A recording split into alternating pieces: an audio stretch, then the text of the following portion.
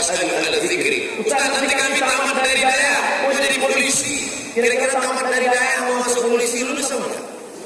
Lulus. Tapi bilang tak lulus. Malah kalian punya kehebatan ganda. Hebat ilmu agama, hebat juga dalam dunia kepolisian. Nanti kalian diletakkan bagian keagamaan. Sehingga ketika ada orang sesat ngaku jadi nabi. Sekarang kan lagi tren nih. Ada yang ngaku jadi nabi, ada yang ngaku jadi Jibril. Kebetulan polisinya tamat dari daya. Nah, dia panggil. Yang tangkap, yang ngaku Jibril tangkap. Ngaku nabi dia ditangkap. Nah, dipertemukan nabi dengan Jibril.